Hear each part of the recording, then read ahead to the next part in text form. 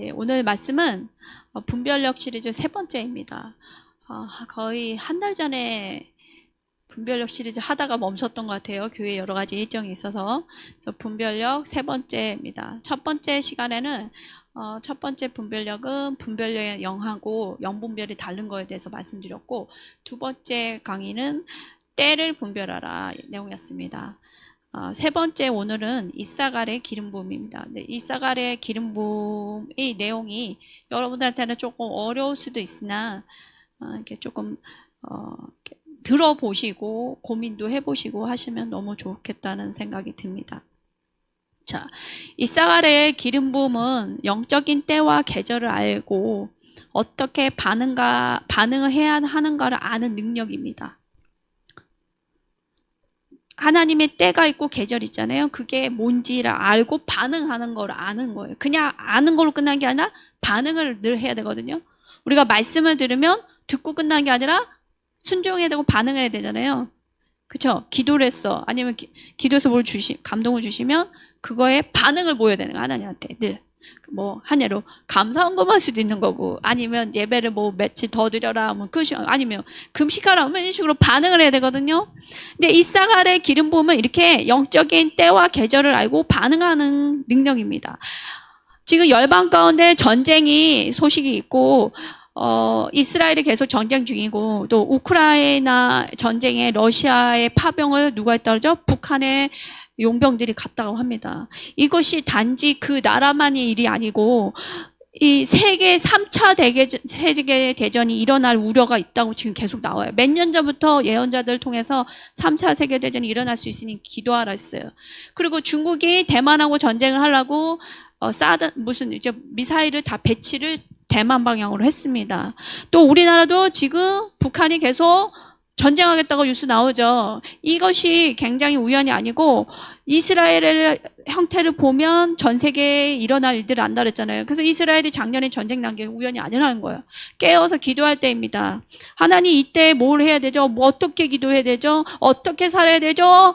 해야 되는 이사갈의 기름 부음을 정말 받고 기도할 때예요. 여러분들이 더 이상 잘 때가 아닙니다. 하나님은 이 시점에 이렇게 열방의 여러 뉴스를 보고 있는 시점에, 우리나라뿐만 아니라 이 시점에 하나님은 성도들에게 교회에 하시는 말씀뿐만 아니라 영적인 계절을 알기 원하세요. 이 계절, 영적 계절은 뭐예요, 주님? 어떤 계절로 들어가고 있는 거예요? 내가 어떻게 반응해야 되고 교회가 어떻게 반응을 해야 됩니까? 여쭤봐야 된다는 거예요. 더 이상 이제는 편하게 있을 때가 아닙니다. 우리가 이때 어떻게 기도로 밀고 나가야 되는지, 또 개인과 교회와 나라들은 어떤 뜻의 방향을 기울여야 되는지, 하나님 뜻의 방향을 기울일 건지 아니면 하나님 뜻의 반대인 악한 방향으로 기울일 것인지에 따라서 판국이 바뀔 거라는 거예요. 중요한 시점에 와 있어요, 지금. 넘겨주세요. 갑자기 뒤집어지는 시점을 티핑 포인트라고 해요. 쉽게 말하면 결정적 전환점이라는 거예요. 우리가 티핑 포인트에 지금 들어가고 있어요. 웹스터 사전에 보면 이 뜻이 뭐냐? 어떤 상황이나 과정 또는 체계에서 중요한, 그리고 종종 멈출 수 없는 효과나 변화가 일어나는 시점이라고 하는데, 더 쉬운 번역이 있어요. 보면 작은 변화들이 어느 정도 기간을 두고 쌓여 이제 작은 변화가 하나만 더 일어나도 갑자기 큰 영향을 초래하는 상태. 갑자기 뒤집어지는 시점이라는 거예요. 이 그림 보면 재밌어요. 어떤 사람이 돌을 막 굴러서 올라가요. 처음에는 어느 시점까지 올라가기까지는 온 힘을 다 해서 올라가야 돼요. 그쵸? 근데 어느 시점에 이 돌이 딱 올라가면 그 다음부터는 돌이 내가 밀지 않아도 훅 내려가는 거예요.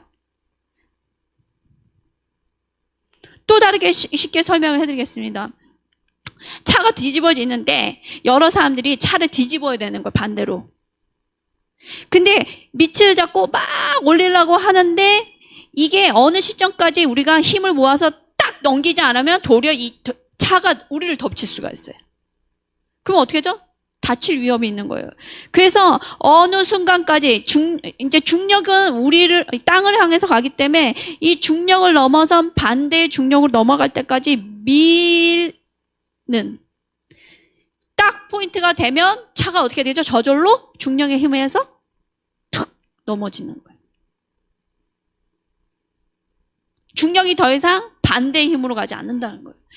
여기까지 기도를 밀고 가야 되는데 많은 사람들이 티핑 포인트까지 가지도 않아요. 기도 좀 하고 좀 돌파되겠지 이렇게 많은 생각 하시죠? 저도 그럴 때 많아요. 자, 영적으로 갑자기 뒤집어진 시점에서 이렇게 역전되듯이 완전히 반대되는 상황이 일어납니다. 우리는 기도를 통해서 들어요. 어떤 것들을, 하나님의 말씀하신 것들을 기도를 통해서 들고 예언을 통해서 미뤄져요. 그러니까 기도도 필요하고 예언도 필요한 거예요. 기도만 막 해요. 근데 어떤 일이 일어난지도 모르겠고 답답할 때가 있어요. 하나님 말씀 주셔서 기도를 하라는데 변화가 있는지 뭐가 어느 시점까지 기도가 왔는지 알 수가 없을 때 어떤 분이 딱 예언을 해줬다고 쳐봐요. 지금 기도가 며칠 또 해야 된다. 아니면 어느 정도 찼구나. 더 해라. 격려되지 않던가요? 그러면 이 예언을 통해서 더 올라가는 거예요. 밀어지는 힘이 있고 어느 순간에 딱 젖혀지는 타이밍이 와요. 역행되는. 저주가 축복으로 반화되는 시점이 돼요. 완전히 반화되는. 우리가 예수님 믿는 자로서 우리 삶에 갑자기 뒤집어지는 순간을 경험하셨습니까? 저희 삶에 제가 어젯밤에 가만한 생각 있었더라고요. 정말 안 되는 상황 가운데 하나님이 뒤집어 주셔서 비자를 받게 하시고 굉장히 안 되는데 되게 하는 시점들이 되게 많았더라고요. 3번 정도 기억이 나더라고요. 우리는 이제 예수님 믿는 자로서 주님이 일하시는 것 가운데 이 갑자기 뒤집어지는 시점의 순간을 인식을 하고 이 타임이 언제냐? 10월 27일 무슨 타임이냐? 아니면 개인적 기도가 하는데 내가 어느 타임이 왔는지 아니면 티핑 포인트에 와 있는데 기도를 포기해버리면 돌이 나 쪽으로 막 굴러내려서요. 후루루. 그러면 깔리는 거죠.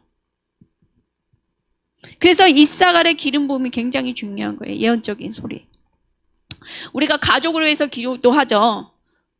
가족의 결혼이나 가족의 구원이나 아니면 예수님 믿지 않은 우리 이런 말썽 피고 있는 가족이 있을 수도 있고 아니면 재정을 위해서도 기도하고 건강을 위해서도 기도하고 부르심을 위해서 기도할 때 기도로 밀어붙여야 되는데 이럴 때가 있죠. 밀어붙일 때까지 완전 역행될 때까지 밀어야 돼요. 그래서 하나님의 돌파를 예언해야 돼요. 계속 말씀을 선포해야 되는 거 하면서 기도만 하는 게 아니라 말씀을 선포하면서 무슨 약속을 받았는지 선포하면서 나가야 됩니다. 그래서 이 중보 기도자들은 이 이사갈의 기름 부으심에 대해서 잘 알아야 되고 그 기름 부으심 가운데 기도하는 게 굉장히 중요해요. 그래서 우리가 어떻게 밀어붙이고 싸워야 되는지 시간대를 분별하고 무엇을 할지 늘 알아야 돼요. 그래서 새벽에 깨우고 그러면 자지 마세요. 밀어붙일 때로 말씀하시는데 다시 자죠. 아이, 새벽 3시 반이네. 4시네. 말씀 성령님은 계속 깨워서 하는데 깨우다 아니라면 안 깨우세요. 기도를 안 하니까 더 이상 안 깨우세요. 포기하세요. 자, 그러면 이사갈은 누구였을까요? 이사갈은 야곱의 9번째 아들이에요. 야곱에게 12명의 아들이 있었는데 9번째 아들입니다. 그래서 이스라엘의 12개의 족속 중에 한 족속입니다. 그래서 아들이자 족속이 되는 거죠. 지파가 되는 겁니다. 이사갈의 아들들은 전쟁에서 형제들과 함께 서 있었던 용감한 장수들이었다고 기록이 나와 있습니다. 그래서 전쟁할 때 의로운 전쟁이 있을 때 늘 싸움에 나갔던 지파예요. 족속이에요. 그리고 탈무드와 유대인들 학자들에 의하면 이 이사갈의 자손들은요. 율법에 능통한 자들이었대요. 말씀에 능통했대요. 말씀에. 그래서 토라 말씀을 열심히 연구했고 특정한 문제나 싸움에 나가는 것에 대해서 하나님 말씀을 통해서 배우고 리더들한테 조언했던 학자 지파래요. 그러면 이사갈의 기름 부심의 특징은 무엇이 있냐? 총 6가지로 요약이 돼요. 여러분들이 아는 거는 기본적으로 이사갈 하면 때와 시기를 아는 족속이었지 지파였지 않은데 특징이 6가지나 돼요. 근데 이것을 알고 여러분들이 이때 이 기름 부심이 풀어지도록 기도를 하셔야 됩니다. 첫 번째 이사갈 기름 부심의 특징은 예언적 분별을 위한 기름 부심이 있습니다. 역대상 12장 32절에 이렇게 나왔습니다. 시세를 이해하고 이스라엘이 마땅히 행할 것을 알았다. 여기서 말하는 이해한다, 알다는 똑같이 히브리어로 야다입니다. 이 이야기가 무슨 얘기냐? 단순히 책을 통해서 아는 것뿐만 아니라 경험적으로 적용할 수 있었다는 거예요. 개인적으로 경험적으로 적용이 되고 시간에 대해서 또 개인적이고 예언적인 계시를 말합니다. 그래서 자신만 알았던 게 아니라 보니까 이스라엘을 해야 될 거를 마땅히 해야 될 거래요. 말씀 보니까 마땅히 해야 할 것을 알려줬대요. 이스라엘 백성들한테. 그래서 혈통적으로 이런 예언의 능력이 있는 것이 이사갈입니다. 이스라엘 민족이 가야 될 방향들을 알려줬다는 거예요. 때때로 하나님 안에서 우리가 새로운 때나 계절을 말하는 예언적 말씀을 들을 수 있습니다. 집회나 강의나 설교나 예배 때, 아니 개인 기도 때, 아니면 누구의 예언 기도를 통해서 들을 수 있죠. 너는 이런 계절이야. 너는 이런 때야. 듣는데 우리가 그것을 듣고 동의하고 예언적 말씀을 들은 것을 선포하거나 하나님의 약속을 받기 위해서 그 약속이 이루어지는 것을 보기 위해서 나의 삶을 정렬하지 않는다면 결코 그 계절은 나의 삶 속에 유익을 끼치지 않는다는 거예요. 그냥 지나가 버릴 수 있어요. 영적으로 캐치해서 내가 반응을 보여야 된다는 얘기예요. 많은 예언을 받아도 소용이 없어요. 그거에 들은 것대로 내가 반응을 해야 되죠. 어떤 분이 너는 어디 다닐 때가 아니고 한 예예요. 어디 다닐 때가 아니라 너는 기도할 때라. 너는 지금 금식 기도할 때라. 아니면 너는 지금 이렇게 철야를 해야 된다. 이런 둥둥둥. 어떤 분은 그런 얘기 하더라고요. 금식을 며칠 하라고 했는데 안 하셨다고 하더라고요. 아무리 예언의 말씀 들어도 그것이 반응하지 않는다면 소용이 없어요. 하나님이 주시고자 하는 유익이 있는데 지나가 버릴 수 있다. 이거에 대한 예가 있어요. 신디제코스 목사님이 제네몬 목사님 교회에 가서 집회를 하다가 이렇게 얘기했대요. 이 지역에 형통의 때가 옵니다. 부동산 가격이 갑자기 치솟을 것입니다. 예언을 하셨대요. 근데 이 목사님 부부가 15년 동안 그곳에 살았는데 이 땅값이 치솟을 만한 변화가 있은 적이 없대요. 그래서 이 목사님 부부는 그 예언에 대해서 기도하고 부동산을 사야 되나? 그러면서 반응하지 않았대요. 반응이 늦었대요. 부동산 투자하는 거나 좀 알아보고. 근데 그 예언을 들었던 다른 교인들이 다 땅을 샀대요. 그 지역 땅을. 1년 만에 어떤 변화가 있었냐? 땅값이 50배로 치솟았답니다. 근데 목사님 부부는 땅을 사지 않았다는 거예요. 결국은 교인들이 50배의 부를 차지하게 됐더라 하는 얘기예요. 그래서 두 부부가 생각하기를 우리가 큰 것을 배웠다. 예언의 말씀을 선포될 때 내가 빨리 반응하지 않은 거에 대해서 이런 부분이 있구나 하는 거를 배우셨대요. 여러분 삶 속에 이 정도까지는 아니겠지만 잘 생각해 보시기 바랍니다. 하나님 타이밍을 놓쳤다면 회개하고 이제 다시 타이밍을 여쭤봐야 돼요. 이사 가고 이런 거 있잖아요. 굉장히 그냥 일어나지 않아요. 자, 하나님이 새로운 계절에 대해 말씀하실 때마다 우리는 부지런하게 그 말씀에 정렬을 해야 되고 무엇을 해야 되는지 여쭤봐야 되는 거예요. 성령님께. 이번 주 주일날 설교 들었다면 집에 가서 기도하셔야 되는 거예요. 하나님 오늘 설교 가운데 이런 말씀하셨는데 내가 어떻게 반응을 해야 되죠? 내가 어떤 기도를 해야 되죠? 내가 나가서 뭘 해야 되는 겁니까? 물어보고 그거대로 순종을 했을 때 정말 놀라운 것들을 경험해요. 근데 이 새로운 것들을 보기 위해서 분별이 필요하는데 진정한 변화가 받아들이기 위해서는 뭐를 분별할 줄 알아야 되는지 아세요? 새로운 걸 볼 뿐만 아니라 내 안에 낡은 거, 내가 내려놔야 될 것들을 낡은 거를 볼 줄 알아야 돼요. 내 안에 낡은 게 뭐가 있는지 알아야 돼요. 내 안에 과거에 굳어져 있는 생각의 패턴과 삶의 변화될 것들을 빨리 찾으시는 게 더 빨라요. 근데 여전히 그것을 고집스럽게 아집이라고 표현하더라고요, 목사님들이. 그 아집스러움들이 깨져야 되는데 그 아집 가운데 있기 때문에 새로운 변화를 받아들일 수가 없는 거예요.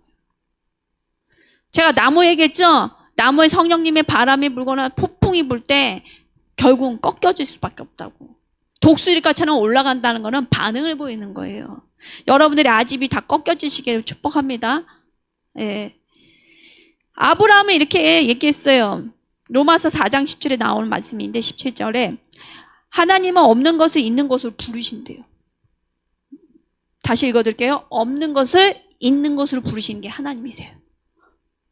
여러분의 믿음에 어느 정도에 있는지 보십시오. 이사가는 안목을 가지고 살았어요. 그래서 새로운 계절에 이렇게 하나님의 기적이 풀어질 수 있도록 반응했던 사람들이 이사가이었다는 거예요. 성령님의 바람이 어떻게 가는지 알았다는 거예요. 운행하심을. 두 번째, 이사가는 리더십의 기름 부음이 있었습니다. 이사가의 아들들은 이스라엘 역사를 통해서 이스라엘 역사가 어떻게 변화되는지 알았다는 거예요. 특히 리더십이 변화되는 거에 대해서 굉장히 탁월했어요. 이사가 지파는. 그래서 이사가 후손 중에는 돌라라는 사사도 나오고요. 그 다음에 여자 사인 드보라가 나왔을 때 드보라를 도와줬던 족속이 이사가 지파예요. 그 다음에 이사가의 자손들이 다윗 시절에 다윗이 왕이 되기 전부터 사울 왕이 있었음에도 불구하고 하나님이 이제는 다윗 왕 시대로 옮기시는구나 이스라엘에. 그걸 알고 누구한테 섰다? 다윗 편에 섰었어요. 리더십의 변화를 빠르게 알았어요. 왜냐? 하나님께 기도를 했기 때문에 알았던 거예요. 그래서 그들은 변화할 때 하나님이 세우신 진정한 리더가 누군지를 알고 그와 함께 서 있는 것을 두려워하지 않았다는 거예요. 사울왕 시대에 사울왕을 따라야 되는 게 아니라 기도했더니 아닌 거예요. 이제는 저분으로는 해야 다윗의 왕이 세워지는구나. 사울왕은 의롭지 못함으로 이제 하나님이 다윗을 왕으로 세우는구나 알았기 때문에 다윗이 왕으로 세워지지는 않았는데 같이 하기를 두려워하지 않았더라고요. 과거에 우리 정부 여러 가지 일 있을 때 이게 이해가 되더라고요. 하나님이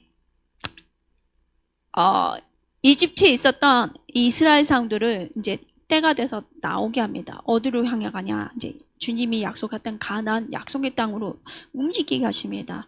움직일 때 정체성은 노예였어요. 종이었어요. 400몇 년간 주는 거 먹고 자라는 시간 자고 일어나는 시간에 일어나서 일하고 그냥 기계적인 삶이에요.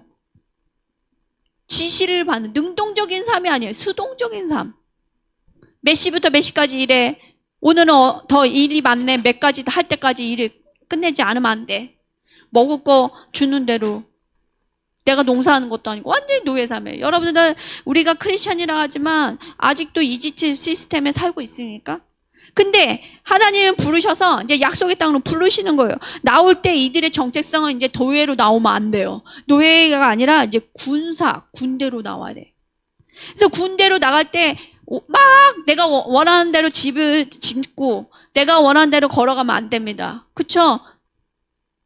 열을 맞춰서 가잖아요. 그 많은 사람들이 이동을 할 때 열을 맞춰서 움직이고 행진을 하고 텐트를 칠 때도 하나님이 원하는 순서대로 지파별로 질서 정연하게 텐트를 쳤어야 됐습니다.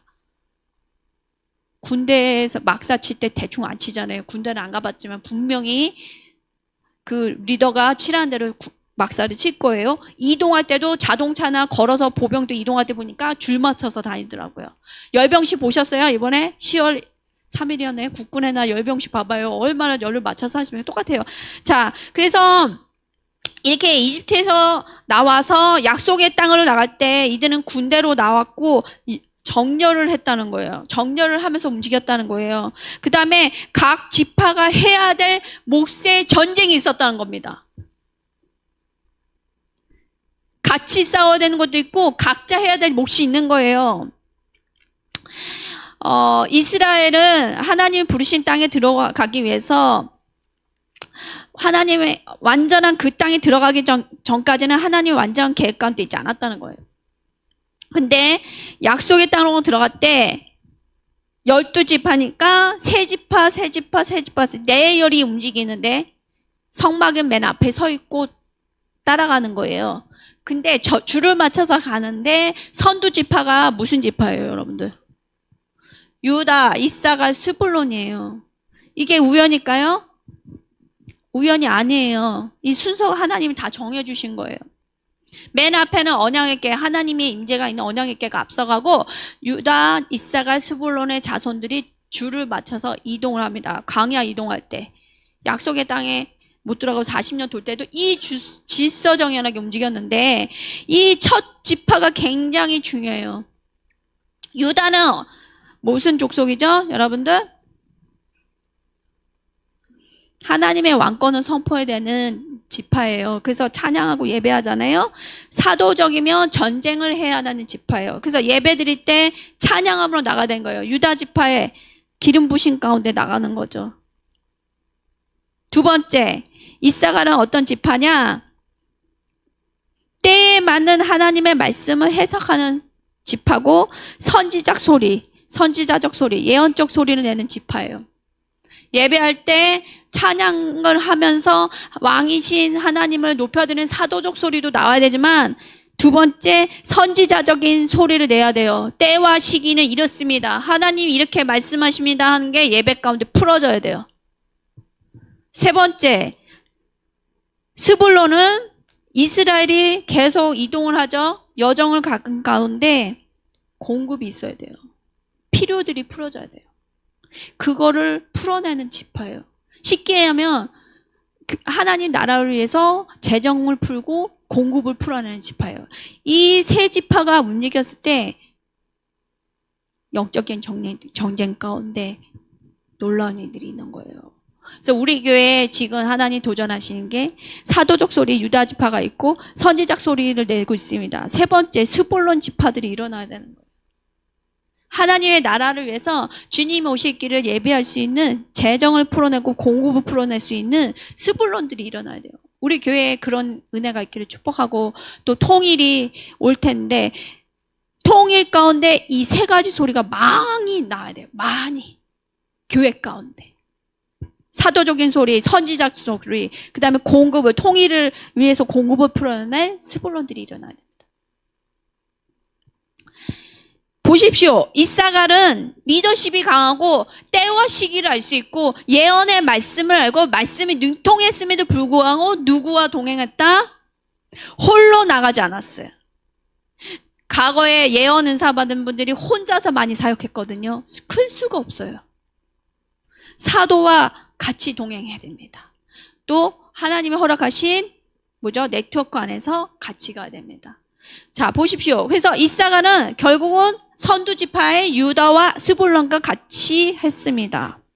다른 지파와 협력을 했고 서로 필요한 것을 알았고 각자의 은사가 중요함을 인정하고 나갔던 겁니다. 이게 중요해요. 같이 가는 거예요. 교회 안에서도 이 사람 사도적이네. 사도적인 사람 개척 많이 하거든요. 그 사람만 있어서는 안 돼요. 사도적인 사람, 예언적인 사람, 공급을 풀어낼 수 있는 스불론도 필요한 거죠. 세 번째, 정렬을 위한 기름 부음이 있습니다. 이사갈은. 자, 모세가 스불론과 이사갈 지파에 대해서 예언을 했어요. 신명기 33장을 보여주세요. 모세가 이제 죽기 전에 예언을 하는 거예요. 지파에 대해서. 스불론하고 이사갈 지파에 대해서 뭐라고 했냐? 같이 읽어볼게요. 그들이 백성들을 불러 산에 이르게 하고 거기에서 의로운 제사를 드릴 것이며 바다의 풍부한 것과 모래에 감추어진 보배를 흡수하리로다. 두 지파를 같이 얘기해요. 학자들로서 이사가 지파는 학자스럽다 그랬잖아요. 말씀 연구를 많이 한다 그랬잖아요. 이 사람들은 사람들이 우상을 섬겼던 것들에서 벗어나 진정한 예배 장소로 정렬시켰다는 거예요. 이스라엘 민족들이 많은 부분에 회개할 수 있는 은혜를 주셔서 의로운 제사를 드리게 했던 지파가 이 이사갈이라는 거예요. 그 다음에 이 말씀에 능통했기 때문에 하나님의 율법을 아는 지식으로 의로운 삶을 살도록 정렬시켰다는 거예요. 말씀을 깨우쳤다는 거예요. 이스라엘 사람들한테. 근데 이들은 사울의 때가 끝나고 다윗의 왕으로 변화되는 시기에도 정말 하나님의 뜻 가운데 다윗과 동행했다고 했잖아요. 이런 개혁이 일어날 때에도 정말 이 정렬이 있었다는 거죠. 히스기야 왕 때 또 성전을 예배를 회복하기 위해 때 이 이사갈 지파가 동행을 했어요. 많은 지파가 있는데 이사갈 지파는 이렇게 전쟁에도 나가고 성전 예배 회복 때도 같이 동행했다는 거예요. 굉장히 깨어 있었다는 거예요. 여러분들 뭔 일, 개혁이 일어날 때 동행하는 사람이 있고 안 하는 사람 있죠? 무슨 일, 교회적인 일이 있을 때 동행하는 사람이 있고 안 있죠? 똑같은 거예요. 같은 이스라엘 민족인데 누구는 반응하고 누구는 하지 않는 거예요. 오늘날 하나님이 이제 이 나라 가운데 부흥도 주시고 개혁을 일으키실 것입니다. 그래서 이런 개혁을 일으킬 기름 부음 받은 리더들을 하나님이 새로운 세대 가운데 일으킬 거예요. 우리 세대 넘어선 다음 세대 가운데 일어나야 됩니다. 그래서 이들은 하나님의 일하심을 분별할 수 있고 변화에 대해 굉장한 민감한 사람들일 거예요. 우리는 이제 곧 통일의 시대를 맞이하게 될 것입니다. 그냥 통일이 오지 않을 거죠. 뭔가 진통이 있을 거죠. 그 다음에 밀어붙여야 되는 때입니다. 기도로 밀어붙여서 티핑 타임이 온 것 같아요. 우리가 통일을 위해서 끝까지 밀어야 돼요. 힘을 내서. 왜냐면 많은 사람들이 통일이 될 줄 알고 기도하다가 많이 지쳤거든요. 저희들도 통일을 위해서 기도 많이 했어요. 근데 어느 시점에가 아니 70주년도 지나가고 다 했는데 왜 안 이뤄질까? 이스라엘은 고토로 돌아가게 하셨는데 왜 우리나라는 이럴까 했는데 다시금 하나님이 지금 힘을 갖고 기도하라 하시는 거예요. 힘을 내서 이 티핑 타임에 딱 역전시키는 것들을 보기 원하신다는 마음 주시고 내년 1월 컨퍼런스가 통일을 위한 주제예요. 내년에 모여서 성회로 모이는 게 굉장히 중요할 겁니다. 기도로 준비하시고 그 시간을 통해서 통일의 문이 열리도록 준비하셔야 됩니다. 네 번째, 이사갈은 중보를 위한 기름 부심이 있습니다. 야곱이 죽기 전에 12아들에 대해서 예언을 하고 축복을 했어요. 유언을 했어요. 예언적으로. 그래서 이사갈에게 말한 것들을 읽어봅시다. 창세기 49장 넘겨주세요. 자, 읽어봅시다. 이사갈은 양의 우리 사이에 꿇어앉은 건장한 나귀로다. 그는 쉴 곳을 보게 좋게 여기며 토지를 보고 아름답게 여기고 어깨를 내려 짐을 메고 앞자 아래에서 성기로다. 예언을 했는데 무슨 소리인지 모르겠죠. 야곱이 아들이 이사갈한테 예언을 했는데 무슨 뜻인지 아시겠습니까? 자, 옆에 낙이 있죠? 그림 보이시죠? 낙이는 독특하게 생긴 동물입니다. 다른 사람의 짐을 지는 것을 평생 하는 동물이에요. 짐 지는 동물이에요. 근데 성경에 나귀가 많이 나와요. 말보다. 아시죠? 이 나귀의 모습은 뭐냐? 파수꾼을 얘기하고 중보기도자를 얘기해요. 영적인 짐을 지는 자들, 중보기도자들. 또 이 나귀는 중보기도와 강건해요. 짐을 지기 때문에 건강해요. 그 다음에 겸손의 상징입니다. 이사갈 중보기도자들은 나귀와 같이 교만하지 않고 우쭐대지 않았고 강건했고 겸손했다는 거예요. 그들은 짐을 지기 위해서 등을 구부리는 것을 자원했다는 거예요. 짐 질 때 서 있지 않아요. 이렇게 꿇어요. 말씀 보니까 뭐랬다고요? 꿇어 앉았다고. 주님이 주시는 짐을 지기 위해서 꿇어요. 겸손히 무릎을 꿇습니다.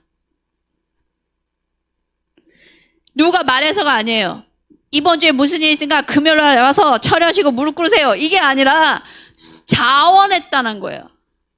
저는 정말 우리 성도분들이 자원하기를 원합니다. 저희가 사역자들이 뭐 하십시오, 뭐가 있대. 이번 주에 행사 뭐 있대. 아마 스스로 나와서 청소를 하시고 스스로 와서 뭐 도와드릴까 하는 분들이 되기를 원합니다. 이제는 더 이상 이렇게 수동적인 삶에서 벗어나시기 바랍니다. 능동적인 삶. 자, 이 나귀는 이런 자예요. 그래서 겸손하게 짐을 지기 위해서 무릎을 꿇지 않고 자원하고 열심히 일을 합니다. 열심히 짐을 져요. 근데 예수님이 이 부분에 대해서 말씀을 하십니다. 마태복음 12장 28절에 우리가 아는 다 말씀이에요. 수고하고 무거운 짐지자라 다 내게로 오라. 내가 너희를 쉬게 하리라. 나는 마음이 온유하고 겸손하니 나의 멍에를 메고 내게 배우라. 그리하면 너희 마음이 쉼을 얻으리니 이는 내 멍에는 쉽고 내 짐은 가벼움이라. 중보자들이 중보하다가 하고 쓰러질 때가 있어요. 힘들어서. 왜냐고요? 이 말씀대로 보면 예수님을 본받아야 돼요.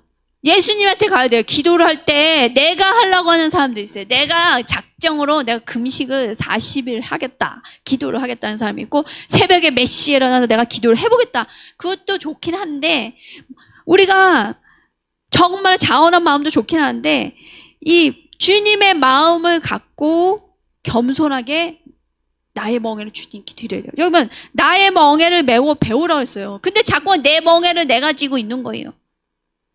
기도를 하다가 지쳐서요. 며칠 못 가요. 주님의 멍에를 메고 내 멍에를 주님께 드리고 그러면서 마음의 쉼을 계속 받은 가운데 기도해야 돼요. 여러분들 기도하다가 쓰러진 적 있지 않으세요? 잘 생각해 보세요. 또 나옵니다. 민수기 22장에 이제 길 복판에 천사가 칼을 들고 서 있는데 발람이 못 본 거예요. 그랬더니 발람을 태웠던 나귀가 저기 칼을 들고 있네. 그래서 이 피하는 거예요. 이 자꾸만 피하려고 벽을 막 문지르니까 이게 뭐 담이 있었나 봐요. 막 발람이 눈이 안 보니까 이 나귀가 미쳤나면서 막 때리는 거예요. 막 왜 이게 모서리로 가고 막 하니까. 근데 나귀가 갑자기 입이 열렸어. 동물 같은 동물인데 왜 이러시냐고. 내가 한 번도 이런 적이 있냐고. 막 그러면서 왜 그런데 그런데 봤더니 칼을 들고 천사가 이 발람을 죽이러 서 있는 거예요. 발람은 안 보였는데 나귀는 보았던 거죠. 그래서 나귀가 말을 하는 거예요. 만화적인 얘기가 나와요. 나귀가 말을 했다. 다른 사람들은 우매해서 하나님이 일하는 걸 못 보고 있을 때가 있어요. 발람같이. 이게 발람이 어디로 가려고 그랬으면 이스라엘을 저주하러 가려고 했던 거예요. 전 세계 뉴스를 보세요. 눈이 어두워서 이스라엘을 저주하고 있어요. 이스라엘에 대한 계시가 안 풀리니까 이스라엘이 전쟁인가 나쁘다고 얘기를 하고 있고 여태까지 여러분들이 그렇게 했다면 회개하시고 주님 발람같이 내가 눈이 어둡습니다. 하나님이 이스라엘 가운데 하시는 일들을 온전히 이스라엘이 할 수 있게 기도해야 되는데 눈을 열어주세요. 자, 그래서 나귀는 예언적인 그림이고 이사갈 지파의 모습인데 이 이사갈 중보자들은 영적인 영역을 볼 수 있다는 거예요. 나귀같이.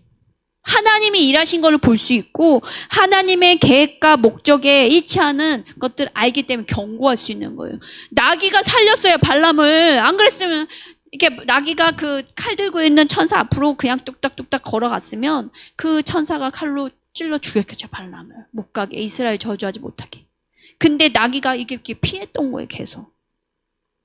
그래서 이 예언적 중보하는 것이 굉장히 중요하고 하나님이 뭔 일을 하신지 알고 경고하는 게 굉장히 중요합니다. 이사갈 중보자들은 전쟁을 위한 기름 부음을 갖고 있어요. 삼손은 1000명의 블레셋 사람들 혼자 죽였는데 뭘로 죽인지 아세요? 말씀 보니까 나귀의 턱뼈를 통해서 1000명을 죽였대요. 블레셋 사람. 여기도 나귀입니다. 이사가의 중보자들은 주님의 말씀에 검을 휘둘러야 된다는 거예요. 말씀. 그냥 중보하는 게 아니에요. 하나님의 말씀에 검을 휘둘렀을 때, 또 하나님의 말씀으로 선포했을 때 그게 무기가 되어서 많은 원수들을 죽일 수 있다는 거예요. 그러니까 여러분들에게 이미 영적인 무기는 주어졌다는 거예요. 나귀의 턱뼈가 주어졌다는 거예요. 여러분들 그냥 방언으로 기도한 것도 굉장히 중요해요. 방언도 충분히 하시고 말씀을 갖고 싸우세요. 여러분들 기도 응답 받아야 될 거, 밀어붙여야 될 것도 계속 약속의 말씀을 선포하세요. 이루어지도록. 스가랴서 9장 9절 보겠습니다. 같이 읽어볼게요. 시온에 따라 크게 기뻐할지어다. 예루살렘에 따라 즐거이 부를지어다. 보라, 내 왕이 내게 임하시니 그는 공의로우시며 구원을 베푸시며 겸손하여서 나귀를 타시나니 나귀 작은 것 곧 나귀 새끼니라. 스가랴서에 예수님이 어떻게 오실지가 예언이 돼 있어요. 겸손하게 나귀를 타고 오신대요. 근데 왕이 나귀를 타고 오신다는 거예요. 왜 말이 아니라 굳이 나귀를 타셨을까, 왕이? 말은 왕이 사용하는 거고 나귀는 평민이 사용하는 건데, 예수님이 만왕의 왕이신데 말을 안 타셨다고요. 말씀대로는 뭐 어쩌대요? 겸손하여서 나귀를 타시나니. 예수님 오기 전에 스가랴가 예언을 하는 거예요. 지금 메시아가 올 건데 말을 타고 들어오지 않을 거예요. 예루살렘에 예수님이 때가 되어서 유월절 어린 양으로 성전에 유월절 어린 양으로 죽으셔야 되니까, 십자가에 죽으셔야 되니까 예루살렘이 때가 되어서 죽을 줄 아시고 입성하실 때 사람들이 줄을 서고 옷을 깔고 저기 위에 있는 종려나무를 흔들면서 호산나 호산나 구원하실 이여 오셨습니다 하고 왕으로 환영하는데, 예수님이 뭘 타고 와요? 나귀. 말을 타고, 왕은 입성할 때 말을 타고 막 온갖 소리를 내면 와 하면서 입성을 할 텐데, 예수님은 말씀을 성취하셔야 되기 때문에 말을 타지 않고 나귀를 타셨어요. 초림에는. 근데 재림에는 요한계시록 보니까 무슨 말을 타세요? 흰 말, 백마를 타고 내려오신대요. 천국에서. 다른 거예요. 이제는 말 타고 오실 때는 심판의 주예요. 심판의 주. 더 이상 나귀를 타실 때가 아닌 거죠.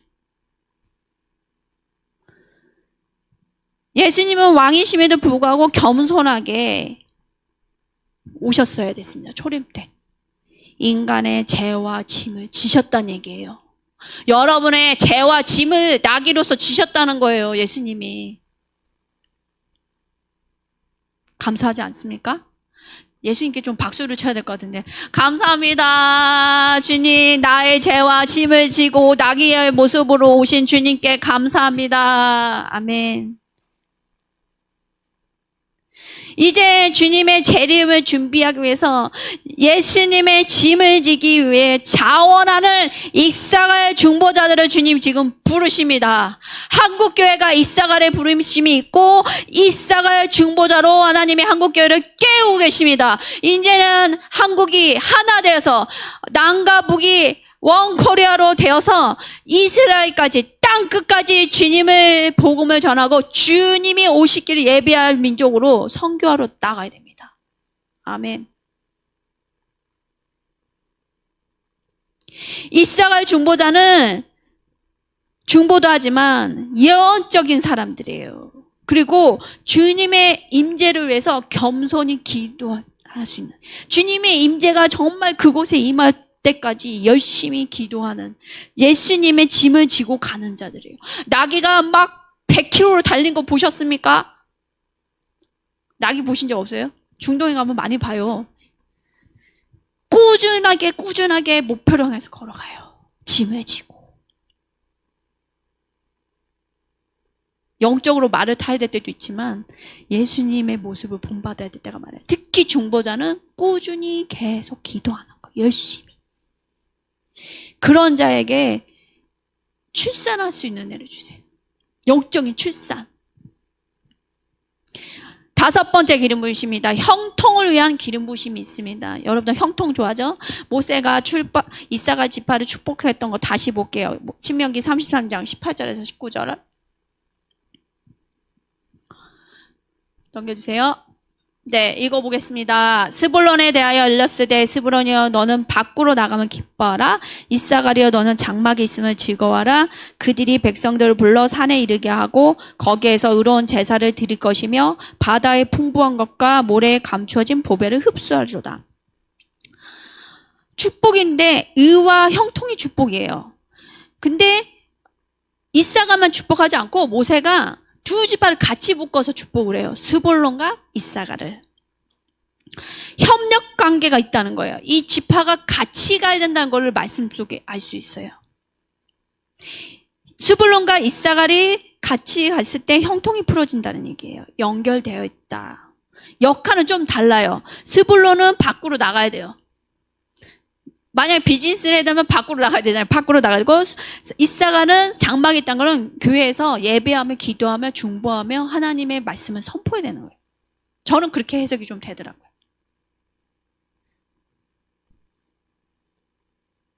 이들은 이 지파는요. 자신에게 주신 하나님 불을 자신만 취하지 않고 다른 지파를 위해서도 축복하는 지파예요. 두 지파는.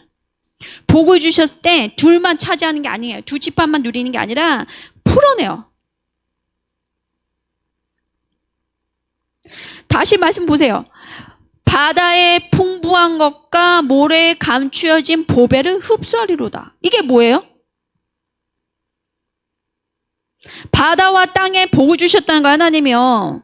또 고레스 왕 보시죠. 고레스 왕이 이스라엘을 이제 고토로 돌아가게 하는데 고레스한테도 하나님 뭘 주셨어요? 숨겨진 불을 주셨다고 나왔어요. 이스라엘 민족이 다시 이스라엘 돌아갈 수 있게. 이런 말씀이세요. 하나님께서 내게 흑암 중에 보화와 은밀한 곳에 숨은 재물을 주어. 고레스 왕한테 이방 왕인데도 흑암 중에 보화와 은밀한 곳에 숨은 재물을 줘서 이스라엘 사람들이 원래 땅으로 돌아갈 수 있게 하는 거예요. 바벨론으로 잡혀갔다가 돌아가야 되는데 돈이 얼마나 많이 필요하고 나라가 다 망해서 황폐하잖아요. 이스라엘 땅이. 그러니까 재건하기 위한 재정을 누구한테 줬다? 이스라엘한테 준 게 아니라 고레스 왕한테 줬다는 거예요. 연결이 있어요. 이사갈은 하나님이 재정과 자원을 주셔서 그들의 손을 통해서 흘러가게 하는 거예요. 그래서 하나님의 카이로스 타이밍에 풀어낼 수 있도록 이사갈 지파한테는 이런 재정과 자원이 어떻게 흘러간지를 볼 수 있는 눈을 주셔요. 이사갈한테. 스불론하고 같이 가야 돼요. 그래서 이사갈 지파가 감동받은 것들을 스불론 지파가 듣고 움직였을 때 한 예로 어떤 예언적 소리를 내는 사역자와 그런 비즈니스와 하나님 나라 위해서 재정을 쓰고자 하는 사람들이 같이 기도하고 연합했을 때 재정이 풀리기 시작해요. 그런 경험이 많아요. 이와 관련된 재미있는 일화가 있습니다. 이스라엘이 1900년 만에 나라가 세워졌죠. 나라가 망했어요. 예수님 돌아가시고 망했어요. 근데 1900년 만에 나라가 생긴 거예요. 여러분들 1900년 만에 나라 생긴 걸 보셨나요? 이스라엘 나라가 없어졌어요. 로마에 의해서.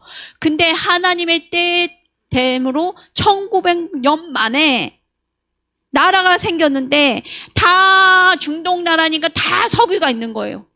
근데 이 나라만 없는 거예요. 이스라엘에. 그러니까 이스라엘의 건국을 세웠던 총리, 메이어 총리가 이런 얘기를 했대요. 이제 그 나라가 생겼을 때 오일 쇼크가 전 세계에 있었대요. 그래서 오일이 없어서 막 어려울 때 세계 경제가 휘청거리고 자기 나라에도 이 석유가 없으니까 막 구걸해야 되는 거예요. 다른 나라에 석유 달라고. 그리고 중동 나라들이 이스라엘이 없어졌으면 좋겠으니까 석유를 안 파는 거예요. 굉장히 어려운 시간이니까 이런 식으로 불평을 했대요. 모세는 우리를 40년 동안 광야를 헤매게 한 뒤에 중동에서도 석유 한 방울도 나지 않은 땅으로 우리를 이끌었다 하면서 화를 냈대요. 그런데 놀랍게도 그 말하고 1990년대 후반에 갑자기 이스라엘 땅에서 원유와 천연가스가 발견이 됐대요. 근데 이걸 발견한 사람이 누군지 알아요? 그게 놀라운 거예요. 러시아에서 살고 있던 유대인이었던 토비아 러스킨이라는 사람이 있어요. 이 사람은 원래 유전을 발굴하는 이렇게 뭐죠? 하는 일을 하던 사람이래요. 근데 이 사람이 말씀을 계속 묵상을 하는데 아니야, 우리는 석유 있다는 걸 알겠다는 거예요. 그게 뭐냐? 요셉 지파에게 축복한 성경 말씀이 있어요. 태고적 산맥에 열린 특산품과 영원한 동산의 보물이 있을 것이다. 또 아까 전에 읽었던 스불론과 이삭의 축복의 내용, 바다와 모래에 숨겨진 보화가 이스라엘에 있다는 것을 말씀을 통해서 알았다는 거예요. 성경 말씀을 그냥 거저 읽지 않고 말씀을 통해서 확실히 있는데 못 찾는 거군 라는 걸 알았다는 거예요. 재밌지 않아요? 여러분들 말씀을 통해서 그런 게 눈이 열리셔야 돼요. 아멘. 그래서 이 사람이 결론은 자기 이렇게 돈을 어떻게 해서 회사를 차려서 시추를 시작했대요. 1994년도에. 근데 10년 만에 시펠라 유전을 찾았답니다. 찾아보니까요, 엄청난 유전이에요. 사우디아라비아 다음 유전이래요. 이 사람이 말씀에 순종해서 했더니 10년 만에 유전이 발견된 거예요.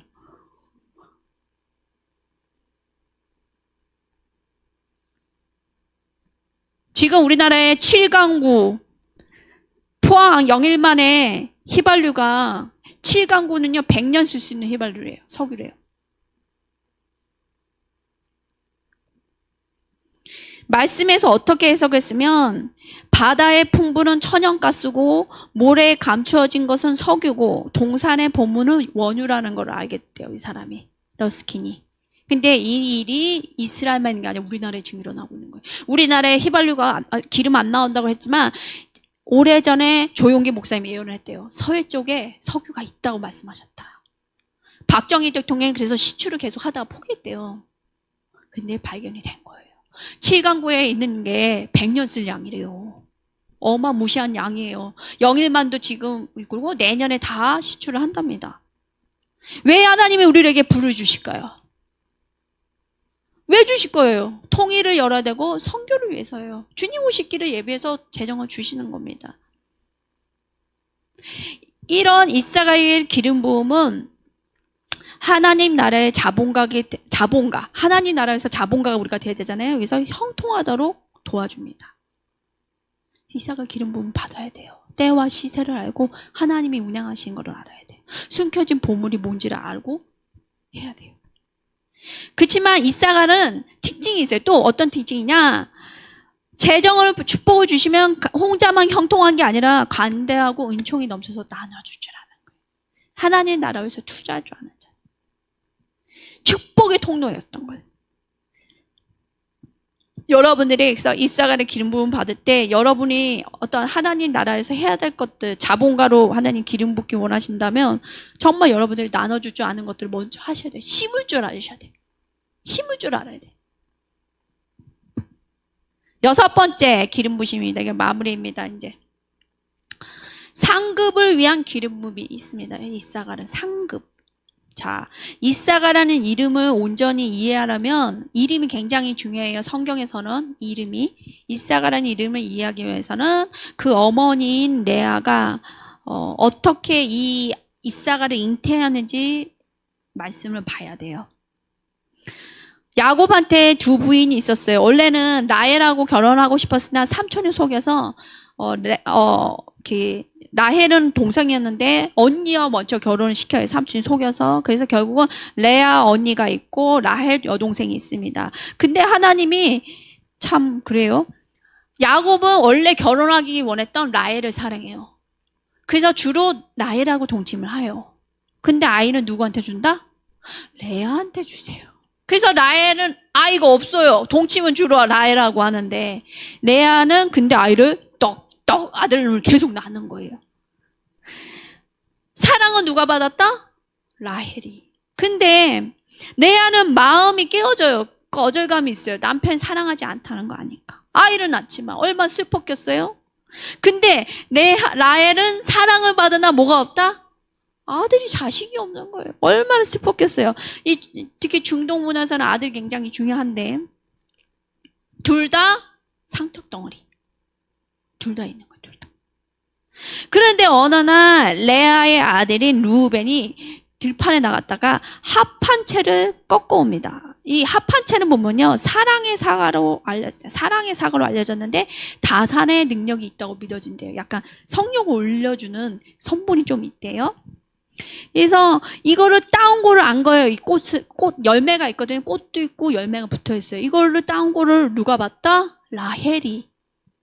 아이를 갖고 싶은 욕심, 소망이 있으니까, 언니, 오늘 밤은 내 남편하고 자요. 대신에 내가 이것을 파시오. 레아는 남편의 사랑을 받고 싶었고, 라헬은 임신을 하고 싶었던 거죠. 그래서 결국은 그 합한 채를 받고, 야곱은 레아와 잠자리를 가졌는데, 그때에서 나온 아들이 이사갈입니다. 이 가정이 그럴 수 있는 가정이 아니에요. 둘 다 고통이에요, 고통. 여러분들 결혼을 했는데 남편이 눈 한 번도 안 주고 사랑의 눈결을 주지 않았던 예화들 많잖아요. 결혼했는데 옆방에서 다른 여자랑 잔 경우도 되게 많이 들었어요, 저는. 소방 맞았다고 표현해요, 그걸. 내가 결혼식을 했는데 옆방에서 다른 여자랑 자.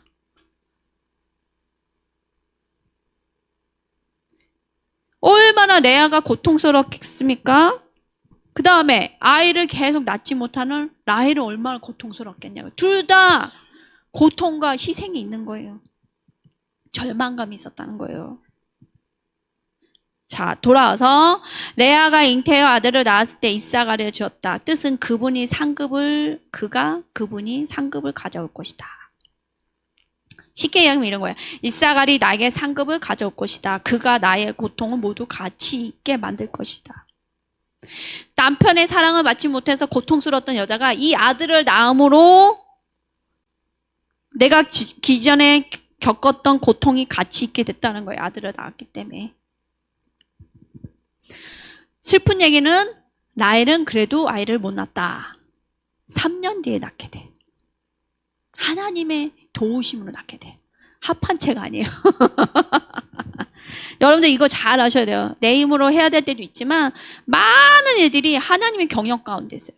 빨리 손 털고 손을 올려야 돼. 손 자꾸만 이렇게 올리는 경우 있잖아요. 주님 찬양할 경우도 있지만 너가 잡고 있던 거 내려놔! 이렇게 말씀하실 때 있어요. 완전히 마네킹까지 이렇게 올리셔요. 기름 부심 올 때. 기부업해. 항복해. 얼마나 어미하신지 아세요, 하나님이? 너가 할 수 있다고 생각해? 몇 시간 동안 이렇게 계시는 몇 시간 동안. 이렇게 할 수 있을 것 같죠? 임재 가운데 있잖아요. 못해요. 팔은 저리죠? 이럴 때도 있고요. 바닥에 눕히실 때도 있어요. 완전히 죽어. 하나님의 사랑도 있지만 살리기 위해서 하시는 거예요. 살리기. 여러분들 손 피세요. 피시라고요, 지금. 빨리 주님 항복합니다 하세요. 주님 항복합니다. 빨리 마음을 담아서 하세요. 제가 하라고 하지 말고. 항복할 때 이렇게 하면 될까요? 손 올려서 적군이 알아봐야 될 거 아니에요. 하나님이 알아보셔야 돼요. 여러분이 손핀 거를, 항복한 거를. 자, 돌아와서 이사갈의 기름 부음은 하나님의 상급을 가져옵니다. 하나님은 신실하셔서 어려움 중에 그분을 부지런히 찾는 자에게 상을 주십니다. 여러분이 과거에 겪었던 모든 고통과 갈등을 통해서 하나님의 목적을 이루실 것입니다. 과거의 고통, 갈등 있죠? 그걸 통해서 여러분은 하나님의 목적을 이루실 거예요. 그러기 위해서는 하나님 때를 분별해야 되고 하나님 계획에 정렬을 해야 돼요. 이게 어려워하시는 분들 많아요. 계획. 꼭 내가 음성을 들어야 되는 것도 정렬이 필요하지만 공개적으로 교회에서 하시는 말씀에 정렬을 하는 거예요. 동의하고 따라가는 거예요. 그랬을 때 그분께서 여러분의 고통과 희생을 모두 가치 있게 만드실 거예요. 과거의 슬픔, 잃어버렸던 거 막 있잖아요. 다 이런 것들을 이제 치유하시고 하나님의 선하신 뜻으로 인도하세요. 가치 있게 결과물이. 아직 그 결과물이 못 봤다면 이 작업을 해야 되는 거예요. 자, 이사갈의 예언적 분별력과 리더십 정렬, 중보기도, 형통과 상급의 기름 부음하면서 걷는 것. 이 모든 거는 희생 없이는 없다. 또 계속 도전해야 돼요. 하나님 말씀에 순종하는 도전. 어떤 분이더라고요. 갑자기 아프리카 가서 선교 가라 할까봐 기도를 못 하겠어요. 운상 안 들을 거예요 하는 분도 있더라고요. 도전을 계속해야 돼. 하나님 말씀에 도전하고 그다음에 하나님의 뜻에 막 애끓는 마음이 내 안에 넘쳐야 돼요. 그다음에 인내해야 돼요. 하나님 때가 이를 때까지 계속 기도하는 거. 밀어붙이는 기도하는 거. 그러다 보면 때가 돼서 아이를 낳게 되는 거예요. 하나님의 약속을 낳게 되는 거예요. 근데 아이를 쉽게 낳던가요? 푹 나는 분도 있는데 안 그래요. 자, 이사갈은 야곱의 9번째 아들입니다. 9이란 숫자는 히브리어로 테트예요. 테트라는 글이 있어요. 자, 테트는 임신한 여인의 그림과 같습니다. 여자가 만 9달이 돼야지. 만으로 9달. 우리나라는 10달이라지만 만으로 9달 되면 아이를 낳거든요. 성령님이 오순절에 임해서 교회가 출산이 됐어요. 그랬을 때 제자들이 어떻게 됐죠? 과거와 다른 세상을 뒤집을 수 있는 자로 바뀌었어요. 티핑 포인트를 일으키는 사람들이 있다는 거예요. 제자들이. 그래서 제자들이 가는 곳마다 세상이 뒤집어졌어요. 어디 여자가 같이 남자랑 공간에서 예배를 드려요. 우리나라의 남자와 여자 얼마나 여자를 무시했습니까? 그쵸? 선교사님들이 들어오고 복음이 들어오니까 같은 장소에서 예배드리고 분리는 했지만 남자 여자 분리해서 예배드렸거든요. 나중에 이스망 대통령이 선거도 하게 했잖아요. 여자들 투표. 당연한 줄 알았네. 이게 당연하지 않아요, 여러분들. 많은 사람들이 복음이 들어와서 깨졌을 때 이 변화가 있는 겁니다. 제자들은 가는 곳마다 세상을 뒤집었어요. 하나님 나라의 복음을 전하면서. 그럼 이사갈의 기름 부음이 있었던 거죠. 자, 임신한 여인은 다시 생각합시다. 이제 마무리예요, 말씀. 임신한 여인이 아는 사람도 있지만 기대하는 자입니다. 성령님이 여러분에게 말씀하세요. 너희들은 지금 무엇을 기대하고 있니? 근데 영적인 불임이 있거나 많은 영적인 것을 사산을 했어. 그다음에 과거에 많은 것들 실패했고 실망했고 두려움이 있는 사람들은 더 이상 영적 아기를 갖고 싶어 하지 않아요. 왜냐? 또 실패할까 봐. 육적인 불임과 영적인 불임하고 연관이 있어요. 육적인 사상과 영적인 사상이 연관이 있어요. 육적인 낙태가 영적인 낙태하고 연관이 있어요. 여러분들 점검하셔야 돼요. 아유, 나는 아직 결혼 안 했으니까 없어. 이게 아니에요. 어떻게 알 수 있냐? 영적인 것들을 점검하세요. 내가 약속한 것들을 잘 낳고 있나? 건강한 아이로 예언의 말씀이 되는 게 출산이 됐는지 점검하시고, 만약에 이미 결혼했던 분이면 나의 삶 속에 아이들이 정말 이렇게 산하 조절한 거 아닌 이상 했다면 내가 정말 그 아이들을 낳고 잘 이렇게 돌봤는지 같이 연관이 있어요. 놀랍더라고요. 그래서 이런 부분들을 처리해야 돼요. 회개할 때 걸 회개하고. 그래서 더 이상 두려움 가운데 실패감 때문에 임신하는 것을 거부하는 게 아니라, 왜냐면 유산을 많이 했던 분들이요, 무서워서 임신을 못 하겠대요. 6번, 7번 자연 유산하신 분들 있더라고요. 이렇게 약해서. 그러니까 더 이상 무서워서 못 하겠다. 근데 하나님이 약속을 주니까 낫더라고요. 그래서 우리 과거의 실패가 영향이 있다는 거예요, 지금. 아니면 이 응답이 너무 안 됐어. 그래갖고 내가 이제 더 이상 기도하고 싶지 않아. 아니면 결과가 안 좋았어, 뭔가. 그러면 나 안 해. 이렇게 있는 거예요. 그거를 빨리 해소하시고, 치유하시고, 회개하셔야 된다는 거예요. 그래서, 우리가 이제 많은 것들을 분별하고, 돌파해서 생산적인 하나님의 약속이 이루어진 것들을 보려면, 하나님 앞에 하나님이 이루실 부흥에 대해서 기대감이 있어야 된다는 거예요. 임신한 여인이 기대하고 있는 사람을 했잖아요. 내 안에 정말 주님 부흥에 대한 기대감이 있습니까? 성령님의 역사에 대해서, 초자연 역사에 대해서, 부흥을 주시는 것에 대해서 기대감이 있습니까? 아유, 뭐, 다른 교회에 임하겠지, 뭐, 저기 미국에는 뭐, 배달교회나 좀 있을라나. 이게 아니에요. 어떤 태도냐? 하나님, 우리 교회 비록, 뭐, 소소하지만, 하나님 이 교회도 동일한 은혜 주세요. 기대감 있으세요? 한국에 부흥을 준다고 알림 목사님이 얘기했어요. 많은 사람들이 돌아올 거래요. 그러면, 야! 해야 되는데 사람들이 멀뚱멀뚱 이러고 있더라고요. 기대감이 없어진 거예요, 많이. 기대감을 불러일으키시기 바랍니다. 아멘. 자, 이사갈의 기름 부음을 갖고 있는 사람들은 영적인 노동과 상고의 고통을 이해해야 됩니다. 이거는 조금 경험한 된 사람들 이해되는데 여러분들은 좀 어려울 수 있어요. 영적인 노동이에요. 기도하고 막 하나님 것을 낳기 위해서 막 진짜 배 아파요. 영적인 거 낳을 때 보면요, 똑같이 막 굴릴 때도 있어요. 안 나와서. 이게 무슨 얘기냐? 하나님이 주시는 큰 돌파가 있거나 큰 변화가 있을 때 아주 이렇게 더 답답해질 때가 있어요. 그러니까 아이가 나오기 직전이라고 생각하시면 돼.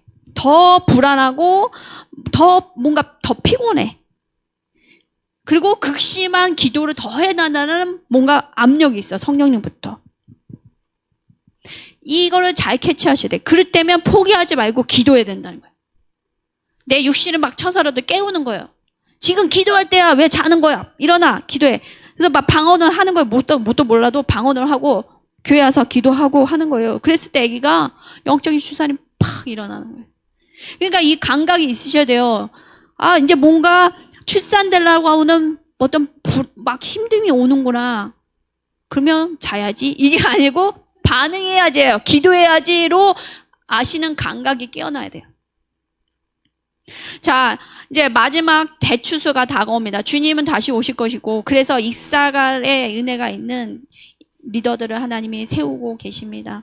그분의 음성을 듣고 그분의 시간들을 분별하고 주님과 함께 중보기도 하고 주님과 함께 하실 일들을 기대하는, 또 선포 기도로 밀어붙일 수 있는 자들을 일으키고 계십니다. 이러한 하나님의 목적을 낳는 영적 아비와 영적 어미들을 하나님이 새로 일으키고 계세요, 지금. 너가 그런 자가 되겠니? 하면서 일으키시는 거예요. 그래서 이러한 리더들은 하나님의 시간대를 이해하는 강한 능력이 있고, 하나님의 어떤 바람이 불지라도 흔들리지 않는다는 거예요. 계속 믿음으로 전진하고 기도하는 자이고, 하나님의 지혜와 전략으로 싸우는 자입니다. 우리 모두가 이런 이사갈 같이 일어나길 축복합니다. 한국교회 가운데 이사갈은 일어날지어다. 그분이 상급을 주실 것이다. 통일입니다. 또 선교입니다. 열방 선교. 아멘. 아멘.